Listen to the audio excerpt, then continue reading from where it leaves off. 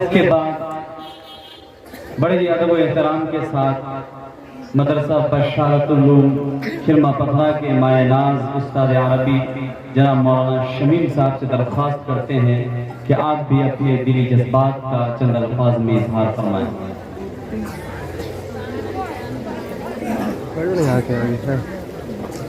السلام علیکم ورحمۃ اللہ وبرکاتہ۔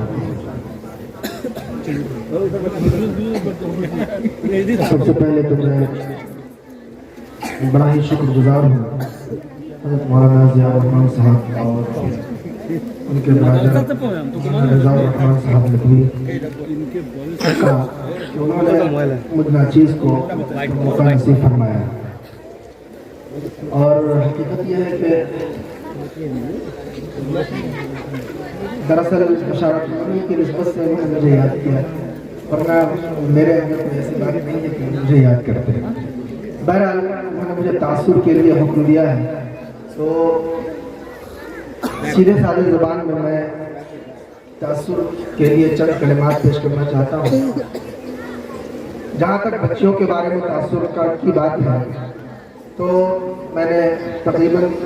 2 مرتبہ بچیوں کا امتحان بھی دیا ہے۔ ماشاءاللہ تصور سے زیادہ بچیوں نے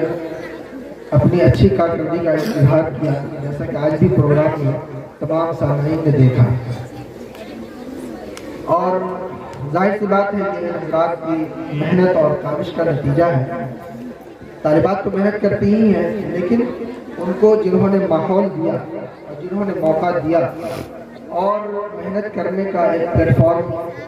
عطا کیا، وہ بھی قابل صد مبارکباد ہے۔ اللہ تعالیٰ حضرات کو جزائے خیر نصیب فرمائے اور ان کی محنتوں کو ذخیرہ آخرت بنائے، اور بچیوں کو جس طرح یہ لوگ تیار کر رہے ہیں، میں دعا گو ہوں کہ اللہ تعالیٰ ان بچیوں کو امت مسلمہ کے مسائل کے حل کے لیے قبول فرمائے۔